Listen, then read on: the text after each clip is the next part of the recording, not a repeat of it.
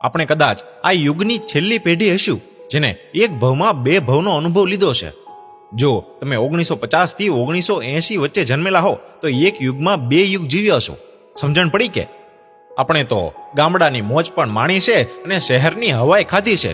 આપણે દીવા ફાનસ વાળો યુગ પણ જોયો છે તો અત્યારનો કોમ્પ્યુટર મોબાઈલ વાળો સમય પણ માણ્યો છે. આવો નવરા બેઠા હળવાશથી એ જૂની યાદો તાજી કરીએ. આપણે દેશી નળિયાવાળા મકાનોની ઠંડક પણ માણી છે તો હવે હાઈરાઈઝ બહુમાળી લિફ્ટ એસી વગરનો લાહવો પણ લીધો છે. થીંગડાવાળા કપડાં પણ પહેર્યા છે તો હવે જીન્સ ફેશનેબલ કપડાં અને શૂટ પહેરવાનો અનુભવ પણ કરી લીધો છે. આપણે ગામડાની દેશી રમતો જેમ કે ગીલી દંડા, દોપડ, થાપો, ધમાલ ગોટો, આંધળો પાટો, લખોટી, કુંડાળા, મિની ઠેકામણી વગેરે રમ્યા અને હવે ક્રિકેટ મેચની મજા પણ માણી છે. વિડીયો ગેમ પણ જોઈ લીધી છે અને ઓનલાઈન રમતો પણ રમી લીધી છે. ત્યારે આઉટડોર હતું બધું પણ હવે લગભગ બધું ઇન્ડોર છે. આપણે નદી તળાવમાં નાહવાની મજા પણ લીધી અને વોટર પાર્કનો અનુભવ પણ કરી લીધો. આપણે સાયકલના બે દાંડિયા વચ્ચે પગ નાખી ભાડે સાયકલ પણ ચલાવી અને હવે પોતાના 2 વ્હીલ 4 વ્હીલની મજા પણ માણી અને પ્લેનની મુસાફરીનો લાહવો પણ લીધો છે. દીવા ફાનસના અંજવાળે લેશન કરતા અને હવે LED લાઇટ તથા ચકાચોંધ રોશનીના અંજવાળા પણ જોયા છે. આપણે ગામડામાં ભજવાતી ભવાઈઓ, કાન ગોપી ભજનો, નાટકો વગેરેનો આનંદ પણ માણ્યો અને મદારીના ખેલ પણ જોયા. એ જંબુરા આવી જા, કાળો કાઢું કે કાબરો, યાદ છે તમને? નટના અંગ કસરતના કરતબો પણ જોયા આપણે અને નાટક મંડળી દ્વારા ભજવાતા નાટકો પણ જોયેલા. રામલીલા ભજવતી મંડળીઓ પણ જોઈ અને બ્લેક એન્ડ વ્હાઇટ ફિલ્મો પણ જોઈ. તો હવે સ્માર્ટ ટીવીના પડદા પર મનગમતા કાર્યક્રમો, ફિલ્મો, સિરિયલો વગેરેનો લાહવો પણ લીધો છે.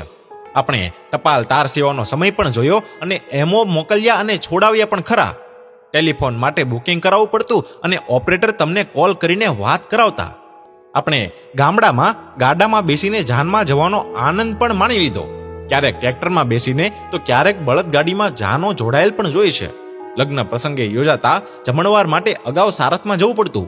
બુંગણ અને નાડું લઈને અને રસ્તા પર મંડપો બંધાતા તો જાનના ઉતારા માટે કોઈનું સારું મોટું મકાન કે મેડીનો ઉપયોગ થતા પણ જોયો છે. સમાજની વાડી તો દરેક ગામમાં ન હોય ને, પણ ભોજન માટે પંગતમાં બેસાડીને પીરસાતું. પીરસનાર અને સપ્લાયરના લિસ્ટ તૈયાર થતા પણ મેં જોયા છે. આપણે માથે બેડું લઈ ગામના પાદરે કૂએ પાણી જતી પનિહારીઓની જોઈ અને નળમાં પાણી ભરતી બાઈઓને જોઈ. આપણે બળદથી થતી ખેતી પણ જોઈ અને સાતી, હળ, દંતાળ, ગાડું પણ ચલાવ્યું અને હવે ટ્રેક્ટર હાર્વેસ્ટરથી થતી આધુનિક ખેતી પણ જોઈ. ઓટોમેટિક વાવણી, પિયત અને તમામ પ્રકારની સગવડવાળી ખેતીઓ પણ જોઈ. આપણે ફળિયામાં ગમાણે બાંધેલા પશુઓથી ધબકતા આંગણા પણ જોયા અને જાતે છાણ વાહિદા કરતી અને ગાયો ભેંસો દોતી બેનો પણ જોઈ. આપણે ઢોર ચારવાનો, બોરા વીણવાનો, ગામની ભાગોળે ડબલે જવાનો અને બાવળના પૈડા, ખીજડાની શીંગો અને આંબલીનો કોર ખાવાનો આનંદ પણ માણ્યો અને હવે રેડીમેડ પેકેટ પિઝા, બર્ગર ખાવાનો આનંદ પણ કરી લીધો છે. આપણે બે પૈડાવાળી હાથે ફેરવાતી અનાજ દળતી ઘંટીએ જોઈ અને એ માવડીઓને પણ જોઈ અને માથે દવણાની પેટી મૂકીને ઘંટીએ દળાવવા જતી બાઈઓ પણ જોઈ અને રેડીમેડ લોટના પેકિંગો પણ જોયા. આપણે નદી તળાવ અને કૂવે કપડાં ધોતી માતાઓને પણ જોઈ અને વોશિંગ મશીનમાં કપડાં ધોતી બાઈઓને પણ જોઈ. આપણે ગોફણ, જોતર, છીકલા, ખરીપ્પો, ઝીંહલું, સલાખા, મોદ, બુંગણ, ગાડું, ગાગર, બોઘણું, ગોળી, સિંચાણિયું, ઈંઢોણી, હેલ, બુજારું, દોહણું, કળશો, ફાનસ, સરુડી, સુલો, તાવડી, ડોલસું, હંજવારી, વાહિદું, હાથી, ધોહરું, રાંધવા પણ જોયા અને વાપર્યા પણ ખરા. અને આજની પેઢીને આ શબ્દો તો ડિક્શનરી કે ચિત્રોમાં જોવા મળે છે. આપણે જીવનમાં ઘણી આફતો પણ જોઈ અને જીવી પણ. ભારત પાકિસ્તાન યુદ્ધ વખતનો અંધારપટ પણ જોયો. ઇન્દિરા ગાંધીવાળી કટોકટી, 74નું નવનિર્માણ આંદોલન, 76નું પૂર હોનારત, દુષ્કાળ, સરકારી રાહત કામોમાં પાવડો, કોદાળી, તગારા લઈને જતા માણસોને પણ જોયા અને ખોદાતી ચોકડીઓ અને કેટલ કેમ્પ અને 98નું વાવાઝોડું પણ, સુરતનો પ્લેગ અને પૂર હોનારત પણ અને 2001નો ધરતીકંપ, 2002ના તોફાનો અને બાકી હતું તો COVID-19નું લોકડાઉન પણ જોયું આપણે.